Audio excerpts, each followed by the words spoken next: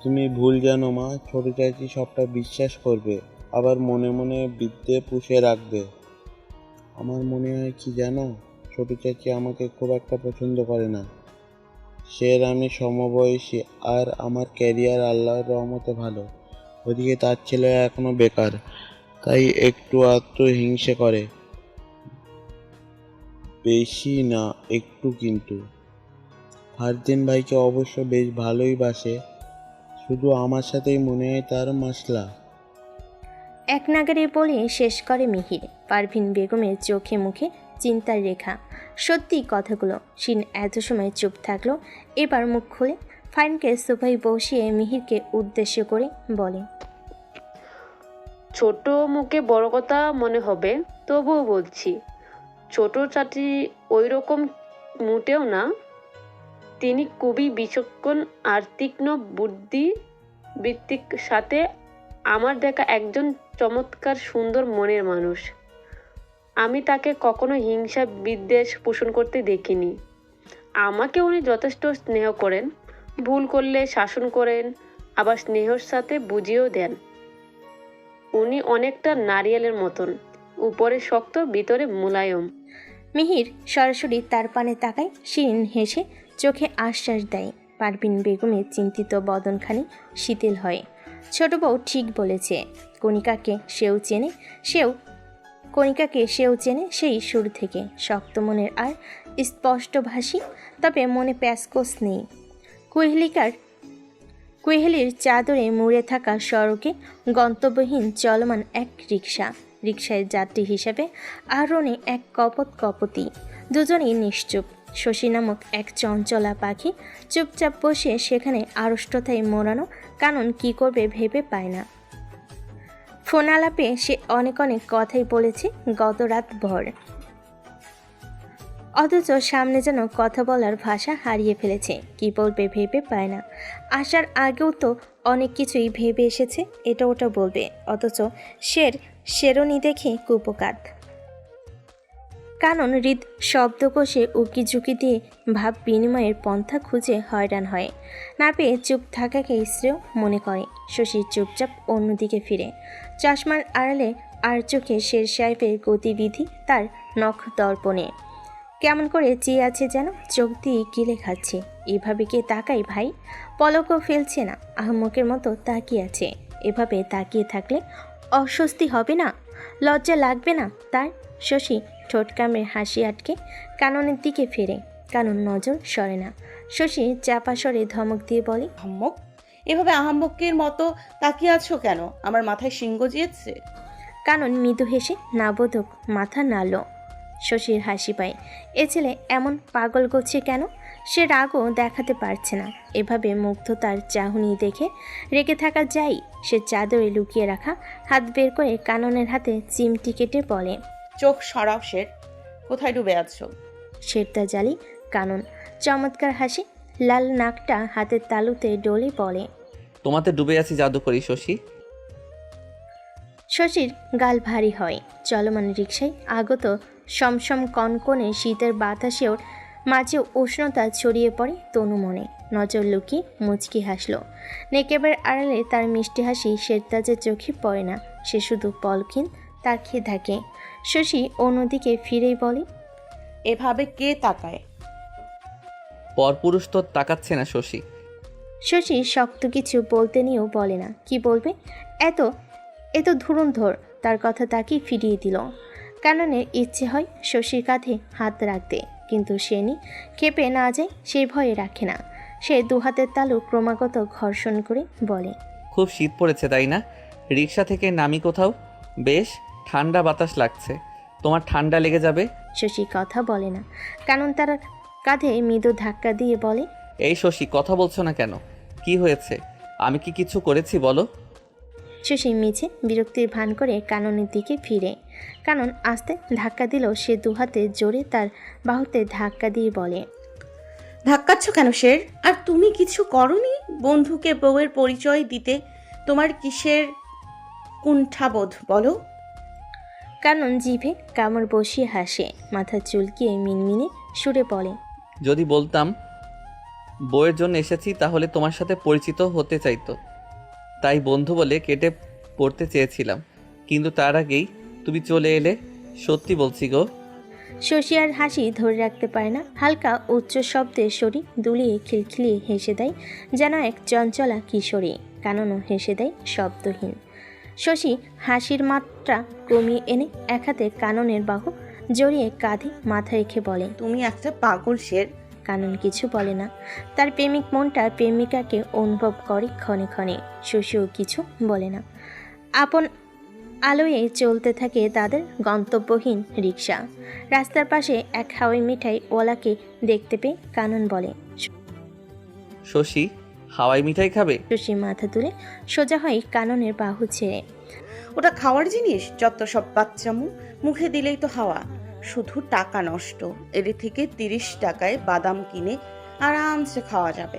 কাননের হাসি বিস্তার হয়। এ তো কিপ্টে রমণী। তারা রিক্সা থেকে নেমে আসে, ভাড়া মিটিয়ে রাস্তার ফুটপাতে হাঁটে। লোক সমাগম কম, নিত্যদিনে নাই। আজকের শহর ব্যস্ত নয়, মানুষজনের ভিড়ও কম, তবে খুব বেশি নয়। কনকনে শীতকে উপেক্ষা করে অনেকেই জীবিকা নির্বাহের জন্য বেরিয়েছেন। শীতকে দোহাই দিয়ে তাদের কাজ না করলে যে মুখে ভাত যাবে না।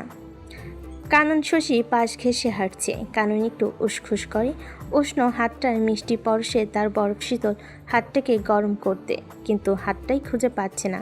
মেয়েটা চাদরের আড়ালে লুকিয়ে রেখেছে। কাননকে বাচ্চাদের ন্যায় ছটফট করতে দেখে শশী বুড়কুচকে জিজ্ঞেস করে, ছটফট করছো কেন? এমার্জেন্সি? ওয়াশরুমে যাবে? কাননের চোখের আকার বড় হয়, খানিকটা লজ্জাও পায়। ছি, মেয়েটা কি ভাবছে? সে তড়িঘড়ি মাথা নেড়ে বলে, না না, কোথাও যাব না। তুমি শুধু তোমার হাতটা একটু ধরি, খুব ঠান্ডা লাগছে বুঝলে। শশী ছোট ছোট করে চাই, গায়ের চাদর দেখিয়ে বলে, শীত করছে? তাহলে চাদর নাও, হাত দিয়ে কি করবে? থাক, দরকার নেই চাদরের। তুমি খুবই আনরোমান্টিক শশী। মৃদু হেসে বলে কানন।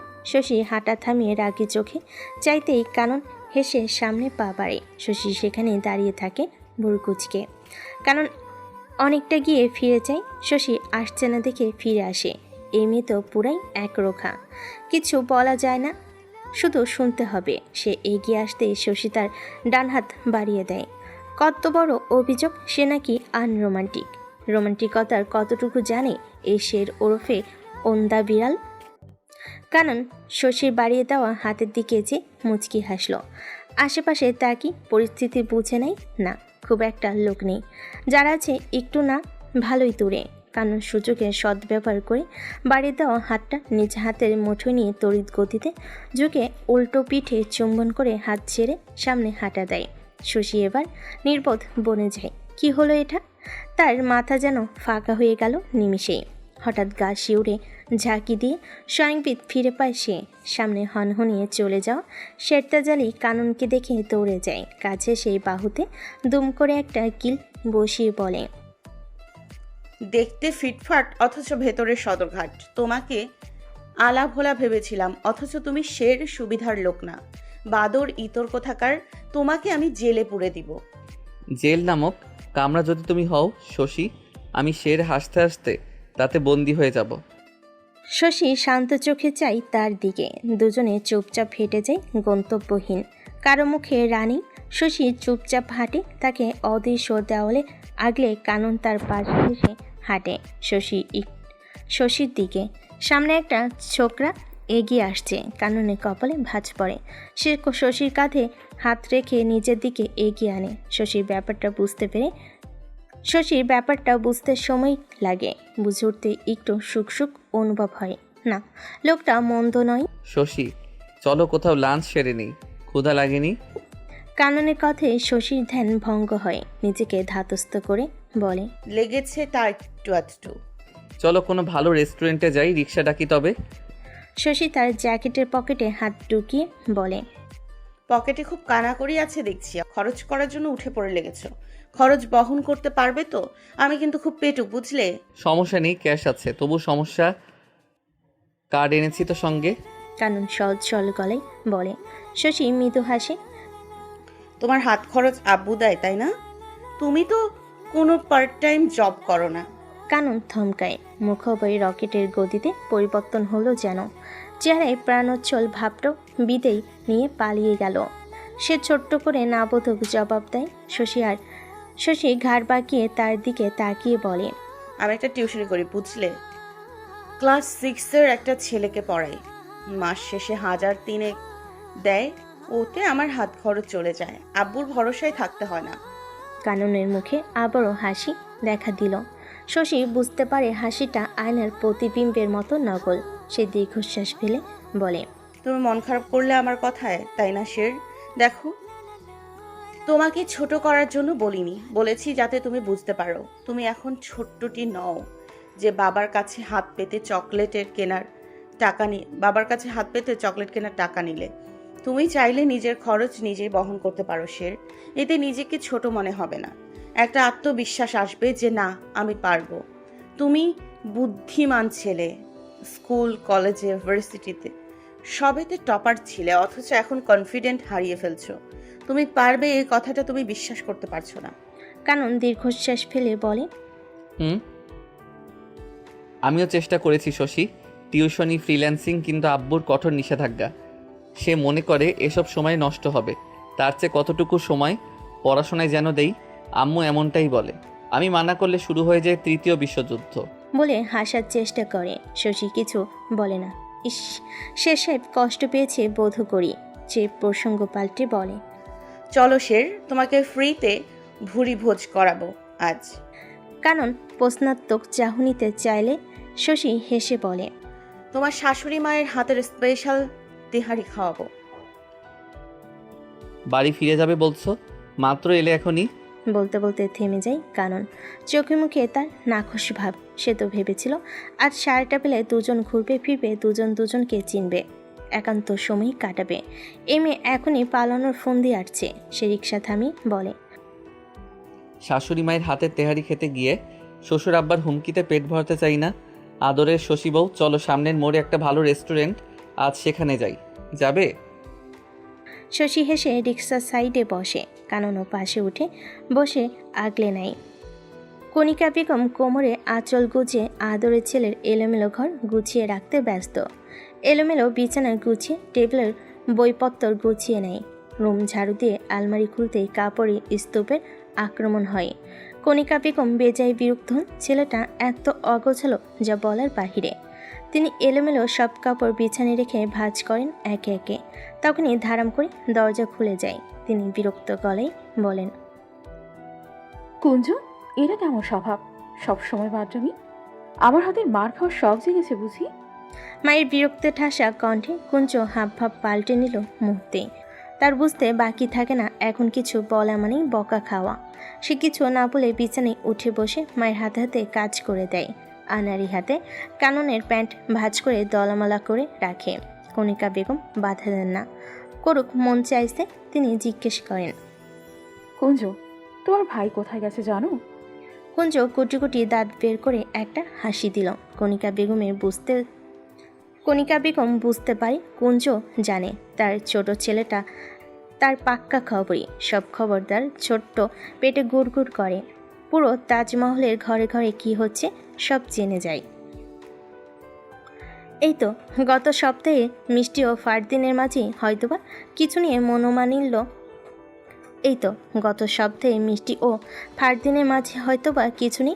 মনোমালিন্য হয়েছিল। পিচ্চিটা সেই খবর কিভাবে যেন জানতে পেরে কুলসুম বেগমের কানে পাচার করে দেয়। এ নিয়ে জলসাও কম হয়নি। পাশের বিল্ডিংয়ের একটা মেয়ে বয়ফ্রেন্ডের সাথে প্রায় ছাদে দাঁড়িয়ে হাই হ্যালো করে। সেটাও দেখে মেয়েটার ভাইকে বলে দিয়েছে। ভাবা যায় তাদের 2 বাড়ি পরে এক বাসে একটা বিড়ালের 4টা বাচ্চা হয়েছে। সেই খবর পেয়ে তাকে বলেছিল, আম্মু 4টা বাচ্চা ওর ওইটুকু পেটে কিভাবে আটলো? আর জানো, বিড়ালের মা থাকলেও বাবা না। আমার না বাচ্চাগুলোর জন্য কষ্ট হচ্ছে। বলে তার সে কি আহাজের পারে না বিড়ালের বাচ্চাগুলো দত্তক নিয়ে নিজে বাপ হয়ে যেতে। কণিকা বেগম হেসে ছেলের গালে একটা চুমু দিয়ে জিজ্ঞেস করে, কোথায় গেছে শের সাহেব? সুসি বইয়ের কাছে। কুঞ্জ হেসে দেয় কিটকিটিয়ে। কণিকা বেগম দীর্ঘশ্বাস ফেল। অসুস্থ শরীর নিয়ে বেরিয়েছে, আশুক আজকে কান টেনে ছিঁড়ে নেবে গাধাটার। তিনি কাপড় ভাঁজ করে মন দেয়। কুঞ্জ মায়ের কোল দখল নিয়ে গলা জড়িয়ে বলে, নানি বাড়ি যাব না, আমার ফাইন কালকেই যাবে, আমিও নানুর বাড়িতে যাব। তোমরা তো সোনার চামচ মুখে নিয়ে বড় হওয়া লাট সাহেব। আমার বাপের ভেটার ওইটুকু ঘরে তোমাদের দম বন্ধ রাখবে, না যাওয়াই উত্তম। কণিকা বেগমের স্বাভাবিক গলা। ছোট কুঞ্জ বোঝে না সেই মর্ম কথা। তার স্মৃতির পাতায় নানির বাড়ির কিচ্ছু নেই। কুঞ্জ তবু বায়না ধরে। ছেলের বায়নাতে তারও মনটা আনচান করে সেই পুরনো সুরে গা ভাসাতে। একটু ছুঁয়ে দেখতে পুরনো দিনগুলো, সেই চিরচেনা রাস্তায় বাঘ ধরে হাঁটতে। শক্তপোক্ত কণিকা বেগমের চোখের পাতা সিক্ত হলো নোনা জলে। বাপের ভিটেই তার পা পড়েনি বছর 8 হবে। মায়ের মৃত্যুর পরে বছরের মাথায় বাবাও ইহকাল ত্যাগ করেন। সেই বাবার মৃত্যুর 3 দিনের মাথায় ফিরে আসে আর অমুখ হয়নি। তার ছোট 2 ভাই আছে। ফোন করে প্রায় হালচাল জিজ্ঞেস করে, ঘুরতে আসতে বলে। তিনি আশ্বাস দেন যাওয়ার, তবে যাওয়া হয় না। তাদের আসতে বলে। কণিকা বেগমের বুক ভারী হয়ে ওঠে নিমিষেই। মা বাবা আর ছোট 2 ভাইকে নিয়ে দিব্যি ছিল তারা। দাড়িতে টানাপোড়েনে জর্জরিত হলো, সুখের কমতি ছিল না। তারপর কি হলো? ছোট্ট কিশোরী ভাগ্যক্রমে জুড়ে যায় এক লাট সাহেবের সাথে। তারপর তার ভিন্ন পথ চলা। ছেলের অলক্ষ্যে সিক্ত নেত্রযুগল মুছে নেয়, মুখে কৃত্রিম হাসি ফুটিয়ে বলে, তোমার বাবা এলে তাকে বলো। পার্কে কপতির মেলা বসেছে যেন, অধিকাংশই নিব্বা নিব্বি। অনেকে অবশ্য পরিবার সমেত এসেছে। শশী বাদাম চিবুচ্ছে আর আশেপাশে কপতিদের দিকে আর চোখে চেয়ে মিটিমিটি হাসছে। তার ভালোই লাগছে। এসব মাখোমাখোটাই ভালোবাসা। ওই তো সামনে অল্প দূরতে 2 লাভবার্ডস বসে। ছেলেটা তার বয়সী হবে, মেয়েটি 7-8 পড়ুয়া। ছেলেটা ওয়ান টাইম চায়ের কাপে ফুদি মেয়েটার মুখের সামনে ধরে। মেয়েটা চায়ের স্বাদ নিচ্ছে আর হেসে সে গল্প করতেছে। কি ভালোবাসা তাদের! শশীর চোখের কোণে সজল হতে নিয়েও হয় না। সে হেসে নেকেপের আড়ালে বাদাম মুখে পুরে পাশে তাকালো। চেরমশাই মাথা নিচু করে বাদামের খোসা ছাড়াচ্ছে, মাঝে মাঝে 2-1টা মুখে নিচ্ছে, বাকি সব তার হাতে ধরিয়ে দিচ্ছে। তার শের সাহেবও কম না। সে মৃদু হেসে তার বাবির চুলের মুঠি আলতোভাবে মুঠোয় ভরে নিল। হঠাৎ এমন বেশ? শের সাহেব কি জঙ্গলে যাওয়ার পরিকল্পনা করছো? শেরদা জালি কানন চমৎকার হাসলো। শশী এবার খেয়াল করে, হাসলে ছেলেটাকে বেশ লাগে, যেন ক্যানভাসে রং বেরঙের তিতলির আলতো ছোঁয়ে সৃষ্ট এক হাস্যোজ্জ্বল আলোকচিত্র। সে তাৎক্ষণিক নিজেকে হারিয়ে ফেল সেই হাসির মায়ে। ছেলেদের হাসির মাঝে মায়া লুকোচুরি খেলে বুঝি। এই হাসি দেখে সে যুগ যুগ কাটিয়ে দিতে পারবে। সম্মুখে তুড়ি বাজানোর শব্দে শশীর ঘর থেকে বেরিয়ে আসে, হাতটা সরিয়ে আনে। কাননের মুখ অবয়ে ভুবন ভোলানো হাসি আবারও ফুটল যেন। কি দেখছো হা করে? পাগল পাগল লাগে না কি এমন বেশে? সেলুনে যাওয়া উচিত। মন্দ লাগছে না, তোমার পাগল পাগল হাব ভাবও আলা ভোলা চেহারার সাথে বেশ মানিয়েছে, তবে একটু কাটছাট প্রয়োজন। তাহলে চলো সেলুনে, তুমি দেখিয়ে দাও কতটুকু কাটছাট করতে হবে। বলেই কানন বাকি বাদাম পকেটে পুরে শশীর হাত ধরে এক প্রকার টেনে তুলে পা চালায়। শশী বিচলিত হয়। এ কি পাগলের স্বভাব! সে পা চালিয়ে কথা গুছিয়ে বলে, শের, তুমি মাঝে মাঝে কেমন যেন বিহেভ করো, অদ্ভুত। এভাবে কে টেনে আনে? ছোট বাচ্চা তুমি? হ্যাঁ। কানন মাথা চুলকিয়ে অপ্রস্তুত হেসে বলে, সরি, রাগ করলে যাবে না? শশী গম্ভীর মুখে ভাবে, আচ্ছা চলো, তবে বেশি সময় নেই, সন্ধ্যা ঘনিয়ে আসবে অল্পক্ষণের মাঝেই। কানন চেনা জানা এক জেন্টস পার্লারে নিয়ে যায় শশীকে। শশী মনে মনে ভেঙে, বড়লোকের আবার কিসের পার্লার? এরা পার্লারে কি করে? Facial, makeup, groom look, party look বিলাবিলা। শশী পুরো পার্লারে চোখ বুলিয়ে নেয়। দেওয়ালে সেট করে একটা লম্বা ব্যানারে সব ধরনের সেবার ফর্দি টাঙ্গানো। ফেসিয়াল করতে কত নিবে, হেয়ার কাট, মাসাজ, আরও অনেক, এমনকি ভুরু প্লাগ করারও প্রাইস সেট করা আছে। শশী অবাকের চূড়ান্ত পর্যায়ে। ছেলেরাও ভুরু প্লাগ করে? বাহ বাহ, যুগে যুগে যুগে কী যে দেখতে হবে। এরই মাঝে একটা ছেলে চা ও পেঁয়াজুর প্যাকেট শশীর সম্মুখে রেখে বলে, ভাবি নিন। শশীর ব্যাপারটা মোটো ভালো লাগে না। অপরিচিত কারোর আতিথেয়তা তার পছন্দ নয়। সে কাননের দিকে যায় শান্ত চোখে, তারপর সামনে কিশোর ছেলেটার উদ্দেশ্যে বলে, আমি অনেক দুঃখিত ভাইয়া, আমি আমি নিতে পারছি না। শেঠ সাহেবকে দিন। আমি মাত্রই চা খেয়েছি, আর বাইরের খাবার আমি অ্যাভয়েড করি। শশীর ভদ্রসুলভ নাকচে ছেলেটা কি বলবে ভেবে পায় না। পার্লারে থাকা আরেকটা লোক কাননের সমবয়সী। কানন বলল তো তার বন্ধু। তিনি হেসে বলেন, ভাবি প্রথমবার এলেন, খালি মুখে তো বসতে দেব না। পেঁয়াজও না নিলেন, চা নিতেই হবে, নইলে রাগ করব। শশী বেজায় বিরক্ত হয়। সে রাগ করলে তার কি? সে খানিকটা গরম চোখে কাননের দিকে চায়। কানন চেয়ারে বসে শশীকে লক্ষ্য করছিল। সে নীরব হুঙ্কারে শেষ সেকেন্ড ব্যয় না করে এগিয়ে এসে চা নিয়ে ঠোঁট ভিজিয়ে বলে, ও একটু আগে চা পান করলো, এখন ধরে বেঁধেও গিলানো যাবে না, আমি নিলাম। কাননের বন্ধু শিয়াব স্বাভাবিকভাবেই নেয়। খুব বেশি সময় লাগে না। কাননের বন্ধু শিয়াব কাননকে ফিটফাট বানিয়ে দেয়। মুখেও কী সব লাগিয়ে দিল। এখন বান্দার মুখখানি একটু গুঁড়ো করছে, হয়তোবা অযত্নে ঢালা মুখখানি একটু যত্নে তরতাজা হলো। তারা পার্লার থেকে বেরিয়ে আবার রিকশায় চড়ে বসে। কানন শশীকে জিজ্ঞেস করে, এখন ঠিকঠাক লাগছে? শশী ভুরকুচকে তাকে পর্যবেক্ষণ করে, তারপর চশমা ঠিক করে বলে, খারাপ না, তবে একটু ভিন্ন রকম লাগছে। ও এখন বাড়ি ফিরবে? এই শশী, চলো নদীর তীরে যাই। সাজবেলায় শৈবলিনীর বুকে ডুবন্ত বিভা বসু, সিঁদুর রাঙার নীলাম্বরায় জানা অজানা বিহঙ্গমের সুরম্য মিছিল, অস্থি মজ্জায় কাপন ধরানো ধারালো অনিল ধারা এক অনবদ্য রাজ্যে ভ্রমণ করিয়ে আনবে দেখো। কাননের অতি আগ্রহের গলা। শশী তার বাহু দুহাতে জড়িয়ে ধরে কাঁধে মাথা রেখে বলে, শের, তুমি পশ্চিমা দিগন্তে কোথায় বিভাস্য দেখতে পাও? কুয়াশার চাদরে সিঁদুর রাঙা নীলাম্বর কই খুঁজে পাও? তোমার সঙ্গতা খুঁজে পাওয়ার অলিগলিতে, তোমাকে আরেকটু সময় দেখার অজুহাতে। শশী মুগ্ধ হতে নিয়েও হয় না, এতে তারই পাগল শের। ইস, কুইহেলির চাদরে মোড়ানো আম্বরখানাই রামধনু উকি দিচ্ছে বুঝি। তারা দুই মোড় পরেই গন্তব্যে পৌঁছে যায়। রিকশার চাকা থেমে যায় শশীদের বাড়ির গেটের সামনে। শশী ব্যাগ চাদর সামলে নেমে পড়ে। কাননের দিকে ফিরে কিছু বলবে, এর আগেই কানন নিজের আত্মহনন করতে বলে, আমি কিন্তু ভেতরে যাব না, এখান থেকেই বিদায় দিয়ে দাও শশী। শশী মৃদু হাসে। ব্যাগের ভেতর থেকে একটা ডায়েরি বের করে। কোমর অবধি লোহার রডের বেড়ার ফাঁকে হাত গলি নিজ কানন থেকে একটা লাল গোলাপ ছিঁড়ে নেয় অনেক কষ্টে। হাতে একটু কাটা বিঁধে রক্ত বের হয়। শশী চাদরে মুছে ফুলটার ডাটি ডায়েরির ভিতরে রেখে কাননের উদ্দেশ্যে বাড়িয়ে দেয়। শের সাহেব, তোমার জন্য আমার তরফ থেকে প্রথম উপহার। শেরতাজালি কানন হাতে নেয় না উপহার। রিকশা থেকে নেমে আসে। শশীর সম্মুখ হয়ে দাঁড়িয়ে জ্যাকেটের পকেটে হাত ঢুকিয়ে। শশী লম্বা, বেশ 5 ফুট 5 হবে হয়তো, তবু কাননের কাছে যেন নিজেকে উচ্চতায় ছোট মনে হলো। ছেলেটার উচ্চতা কত? 6 ফুটের কাছাকাছি হয়তোবা।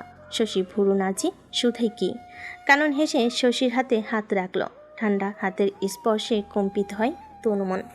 এক অদ্ভুত ভালো লাগার শিহরণ বয় রগে রগে, যা চিলিয়ে বলে, শশী, তুই ডুবে যাচ্ছিস মোহমায়ায়, ক্ষণে ক্ষণে হারিয়ে যাচ্ছিস এই পাগলের পাগল পাড়ায়। উত্তেজনায় ঠাসা কানন শশীর হাত শক্ত করে ধরে বলে, শশী, এই গোলাপের কাঁটায় তোমার রক্তক্ষরণ হলো, অথচ বিরহ যন্ত্রণায় আমি তরপালাম। ধন্যবাদ, তুমি ভালোবেসে দিয়েছ, আমি ভালোবেসে গ্রহণ করলাম। কানন শশীর হাত হতে উপহার গ্রহণ করে। শশী আর চোখে রিকশাওয়ালার দিকে চায়। ভদ্রলোকের মুখে চওড়া হাসি ফুটে আছে। শশী গলা খাকিয়ে দিয়ে ব্যস্ত গলায় বলে, ফ্ল্যাটিং স্কিল দুর্দান্ত শের। ভালোবেসে দিয়েছি কখন বললাম? এমনিই দিলাম। পুষ্প প্রণয়ের সখা, তুমি কাটার ক্ষত ভুলে পুষ্প অর্পণ করে ভালোবাসার নিবেদন করলে বোকা। শশীর লজ্জামাখা বদনখানি নিমিষেই বদলে গেল। তাকে বোকা বলল না। সে চোখ রাঙিয়ে চাইতে কানন সব ভুলে কাচেমুচে মুখ করে মাথা চুলকায়। মিনমিনিয়ে সুরে সরি বলতে ভুলে যায়। শশী খিলখিলিয়ে হেসে তার গায়ে চাদরখানা কাননের কাঁধে রেখে বলে, শের সাহেবের গর্জন ফ্রুত। চাদর গায়ে জড়িয়ে জলদি জলদি শাশুড়ি আম্মার কাছে ফিরে যাও। অন্ধকার হয়ে এসেছে, তার উপর কুয়াশা। আর হ্যাঁ, পৌঁছে আমাকে কল করবে। পৌঁছানোর সাথে সাথেই, না হলে তোমার খবর আছে শের। তাকে সাবধান গীত শুনি শশী কেচি কলের গেট খুলে ভিতরে যায়। কানন হেসে চাদর নিজ গায়ে জড়িয়ে নিল। নাক টেনে শ্বাস নিতে ভোলে না। আহা, তার ঘরোয়া চাঁদের ঘ্রাণ। কানন রিকশায় উঠবে, তখন হাজির হয় তার গল্পের ভিলেন ওরফে তার শ্বশুর মশাই। কানন ভারী অপ্রস্তুত হয়ে পড়ে।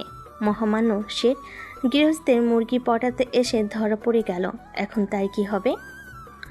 বাঙালিরা অতিথি আপ্যায়নে বেশ রুচিশীল। বাড়িতে কুটুম্ব এলে আপ্যায়নে কোমরে আঁচল বেঁধে নেয়। কণিকা বেগমও কোমরে আঁচল বেঁধে নিয়েছে। বাড়িতে ডক্টর সালাউদ্দিন এসেছেন। মোর্তাজালি তাকে ফোন করে বলেছিল যে শেরতাজালি ওখানে না যাওয়ার জন্য তালবাহানা করছে, তাই তিনি নিজেই চলে এসেছেন রুগী দেখতে। ভদ্রলোক ড্রয়িং রুমে সোফায় বসে কুঞ্জর সাথে গল্প করছেন। তিনি চা বানিয়ে আনেন তার জন্য। ভদ্রলোক হেসে ধন্যবাদ জানায়। কণিকা বেগম প্রত্যুত্তরে ভদ্রসুলভ হেসে বলে, আঙ্কেল, আজ ডিনার না করলে যেতে দেবো না, কিন্তু আন্টিকে সাথে আনলে যেতেও দিতাম না। ডক্টর সালাউদ্দিন চায়ের কাপে ঠোঁট ভিজিয়ে বলে, আচ্ছা, ডিনার সেরেই যাব। খুশি বৌমা? এখন বসো তো, কিছু কথা আছে তোমার সাথে। দাদু ভাই, তুমি ঘরে যাও তো একটু। শেষ কথাটা কুঞ্জকে উদ্দেশ্য করে বলে। কুঞ্জর যাবার ইচ্ছে না থাকলেও মায়ের শান্ত চাহনিতে সে উঠে চলে যায়। কিছুক্ষণ পরে ফিরে আসে, তবে সবার অলক্ষ্যে। অ্যাকুরিয়ামের আড়ালে লুকিয়ে কান পেতে রয়। কণিকা বেগম খানিক আতঙ্ক মনে বসে আছে। মাতৃমনে ভয়টা অস্বাভাবিক কিছু নয়। সালাউদ্দিন সাহেব বলা শুরু করেন, বেকারত্ব খুবই ভয়ঙ্কর ব্যাধি, বুঝলে? একজন বেকার ছেলেই জানে এর যন্ত্রণা। সকলে তুচ্ছ তাচ্ছিল্য, হ্যাই চাইছি, খোঁচা দেওয়া, ধরল বাক্য সকলের মস্তিষ্ক সহজভাবে নিতে পারে না। কেউ কেউ এসব শুনে নিজেকে শক্ত করে নিজেকে অনুপ্রেরণা দেয়, তো কেউ নিজেকে অযোগ্য ভেবে হীনমন্যতায় ভোগে।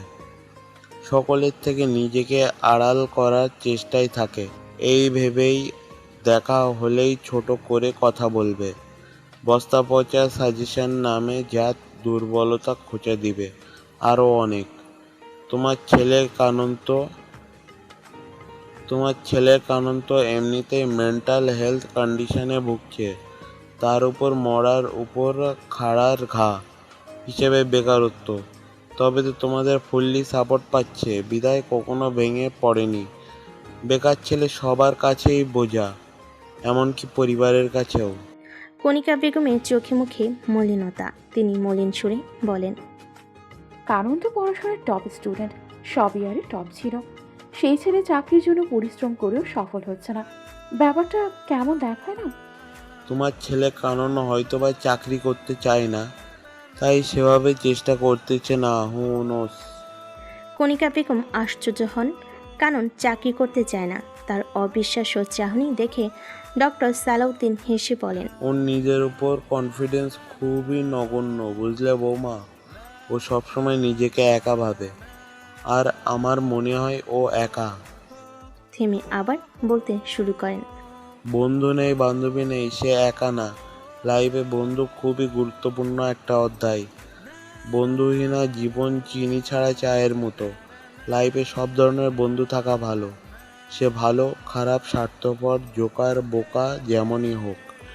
বন্ধু আমাদের অনেক কিছুই হাতে কলমে শিখিয়ে দেয়, যা বাবা মা বা শিক্ষক গুরুজনেরা পারে না।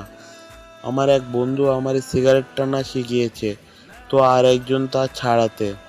একজন ইংলিশ বলা, তো আর একজন বন্ধু প্রেম। এখনো বলো, বন্ধু দরকার কিনা? ডক্টর কণিকা বেগম মাথা নাড়ল। ডক্টর সালাউদ্দিন হেসে বলেন, কানন ছোট থেকেই সবার ভিড়ে একা ছিল। তার কিশোর মায়ের অভিমানের সুর নেচে কেঁদে বেড়াতো। তার অবুঝ কিশোরী মা নিজের অভিমানকেই বড় করে। কলিং বেলের আওয়াজে থেমে যায় ডক্টর সালাউদ্দিন। কণিকা বেগম সজল আঁখি যুগল মুছে নেয় সেই ফাঁকে। ব্যস্ততা দেখিয়ে মেন ফটকের দিকে এগিয়ে যায়। কুঞ্জ আড়াল থেকে বেরিয়ে আসে।